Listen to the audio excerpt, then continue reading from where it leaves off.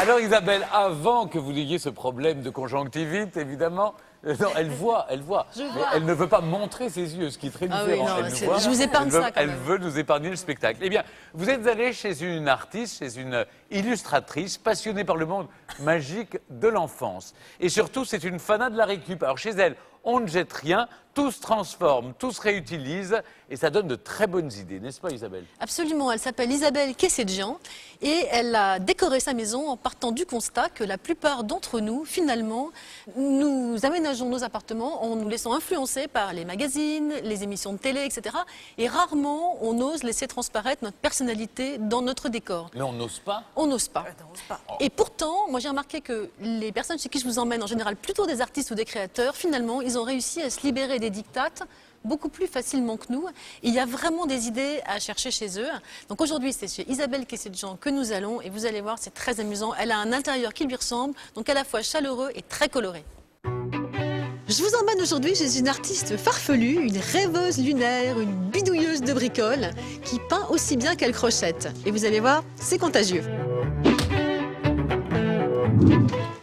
Bonjour Isabelle. Bonjour Isabelle, merci de m'accueillir comme ça. Mais chez vous ou où est-ce qu'on est exactement? Dans ma maison atelier. Dans votre maison atelier. Oui. C'est-à-dire que c'est à la fois l'endroit où vous vivez Oui, et l'endroit où vous travaillez? voilà. J'aime travailler, j'aime être dans mon lieu de travail et en même temps avec mes enfants. Mes enfants viennent à côté de moi, ils bricolent. Voilà, on bricole ensemble. Ou quand ils sont à l'école, je bricole toute seule. En fait de bricole, Isabelle Kessedjian parle de son travail d'artiste qui se décline à l'infini entre peinture, sculpture, travail de la laine et autres matières. Elle est aussi professeure d'art plastique. Je dis à mes élèves, venez à la maison, on fait de la peinture. Et c'est ça l'idée, c'est de se sentir bien à l'atelier. Donc c'est vrai que c'est mon lieu de travail, mais voilà, c'est comme à la maison. Tout l'intérieur de la maison d'Isabelle reflète son univers coloré, de touche à tout, même aux matières les plus inattendues.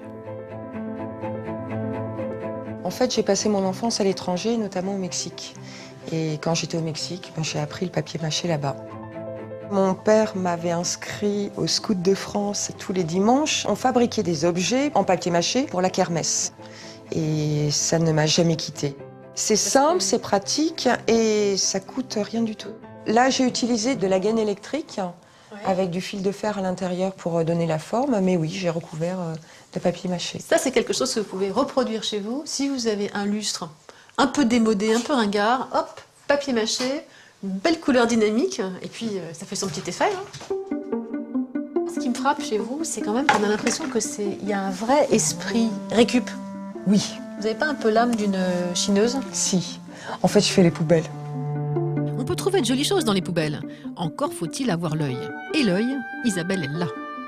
Alors, par exemple, ce meuble, je l'ai entièrement repeint. Le meuble au-dessus, j'ai récupéré 3-4 ans après. J'ai peint de la même couleur, donc on a l'impression que ça c'est fait le un même ensemble. Mais en fait, pas du tout. C'est complètement dépareillé. Ça, c'est une bonne astuce aussi à reprendre chez vous. Donc, si vous récupérez des choses complètement disparates, eh bien, pour les unifier, eh bien, on adopte la même couleur.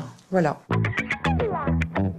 Chez Isabelle, on a la curieuse sensation d'être à la fois à l'intérieur et à l'extérieur de la maison. Et ça, c'est grâce aux persiennes. Isabelle en a posé un peu partout. Le fait de mettre des persiennes, ça ouvre vers l'extérieur. On a une impression d'ouverture vers l'extérieur. Comme le matin, quand on ouvre les fenêtres Voilà. et qu'on ouvre les volets. En fait, vous avez... Un placard de 15 cm de profondeur. Voilà. Ce trompe-l'œil peut aussi dissimuler un autre univers. Ah oui, alors effectivement, là, on pénètre dans votre univers privé. Voilà, c'est ma maison. Donc là, ça, c'est l'endroit où les élèves n'entrent pas. Non. Le dada d'Isabelle, son truc à elle, c'est le crochet. Une passion que lui a transmise sa grand-mère et qu'elle cultive avec plaisir et sous toutes ses formes. Un chien heureux, il a sa niche au crochet. Ben oui. Alors ça, c'est quand même quelque chose. Hein. En fait, mes enfants m'ont réclamé une grande télé et je trouve que c'est pas très beau une On est bien télévision. d'accord. Enfin, c'est-à-dire que quand c'est pas allumé, c'est pas beau. L'univers d'Isabelle, comme tout son travail créatif, s'articule autour des couleurs acidulées et des formes rondes des jours heureux de l'enfance. C'est les enfants qui m'inspirent, en fait, dans tout ce que j'entreprends. Dans les couleurs, dans mon dessin, dans mon graphisme. Moi, j'adore les enfants. Je voulais monter un orphelinat, petite, pour être entourée d'enfants. Là, aujourd'hui, j'ai trouvé la para, je donne des cours à des enfants. Et ce que j'aime chez eux, c'est leur naturel et leur spontanéité. Bon, bah, merci beaucoup Isabelle pour ce joli moment. J'ai l'impression d'avoir été repartie dans l'enfance. Et puis votre petit monde plein de poésie et plein de magie, ça m'a beaucoup plu. Merci à vous. Je vais vous faire un petit cadeau. Ah, un piou. Merci beaucoup. Voilà. Isabelle, c'est vraiment très original, non? Ben, en tout cas, moi, je trouve, ça m'a beaucoup plu de voir qu'elle avait une telle passion pour son métier qu'elle ne pouvait pas s'empêcher, au minimum, de customiser tout ce qui lui tombe sous la main. Tout est fait maison. Oui. Hein, le crochet, tout ça, tout est fait à la maison. Tout est fait à la main et tout est fait maison. Mais moi, ça me touche beaucoup. On peut après, je trouve que les gens chez qui on va la plupart du temps ont des univers qui sont finalement assez lisses. Parce que ça les rassure d'aller tous dans les mêmes magasins, acheter les mêmes meubles. Il y a un côté assez rassurant, on ne prend pas de risques. Alors que là, eh bien, en même temps, bon, c'est vrai qu'elle vit là où elle travaille aussi, c'est son atelier, c'est là où elle accueille des enfants, des adultes. Et la démarche est vraiment sincère. Enfin, moi, c'est comme ça que je l'ai. Parfois, on se dit que les meubles un petit peu originaux qui sortent de l'ordinaire sont chers. Mais là, c'est vrai qu'on n'a pas d'excuse si elle fabrique tout. Oui, elle fabrique tout elle-même. Je trouve qu'il y a beaucoup de couleurs. Il y a beaucoup de couleurs, beaucoup d'imagination. Alors, quelles sont les astuces dans ce que fait Isabelle qu'on peut reprendre à notre compte et utiliser chez soi? Bon, la première sûr, c'est laisser transparaître votre personnalité dans votre maison. C'est-à-dire, si vous devez acheter une lampe à lampadaire, achetez le pied.